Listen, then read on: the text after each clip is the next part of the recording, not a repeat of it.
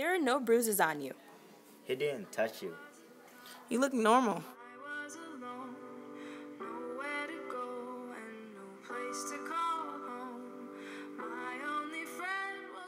23% of reported cases of sexual abuse are perpetrated by individuals under the age of 18.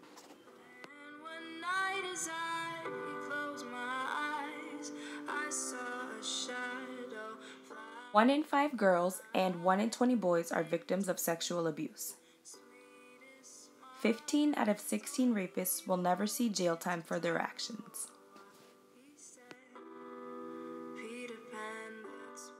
Many victims after their experience deal with both long-term and short-term effects, such as depression, genophobia, social anxiety, and denial. From Central Minnesota Sexual Assault Center, I spoke with Peggy Vidu. CMSAC provides services to women and children who have experienced some form of sexual abuse. Their mission is to provide a safe environment for all ages and genders to heal from trauma and to impact society's attitudes regarding the crime.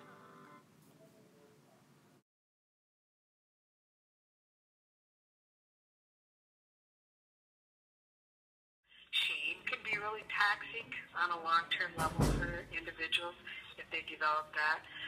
Sometimes people literally get post-traumatic stress kind of symptoms from experiencing sexual trauma. So they're experiencing things like having nightmares, a lot of anxiety, having triggers that might actually bring on some flashbacks of the actual incident. Some people will develop coping mechanisms that become unhealthy in their life. So, for example, to be able to cope with the trauma, they might use alcohol or chemicals as kind of self-medication. And obviously that might eventually become really destructive and harmful for the person. Again, everybody's an individual, so everybody responds differently to trauma, but there's some real just common kinds of themes to potential impact for sexual trauma.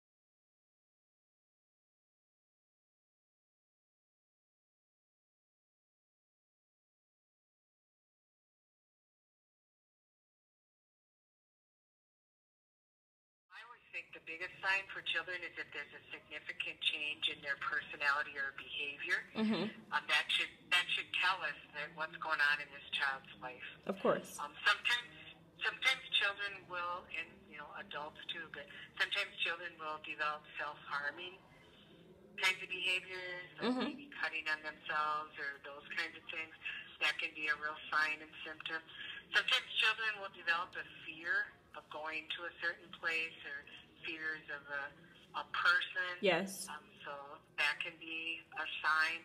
But I always tell people to trust their instincts. If they're around a child that they know and they're seeing just changes in that child, they should trust their instincts and, be an adult who cares about children and just checking out what's going on in that child's life. Other kinds of real blatant things that we should be concerned about is if a child has very explicit knowledge about specific sex acts. And so maybe they're trying to reenact a sex act on another child, or they just talk about explicit knowledge. That should alarm us, what's going on in that child's life. So, again, there's lots and lots of potential signs and symptoms, but those are just a few.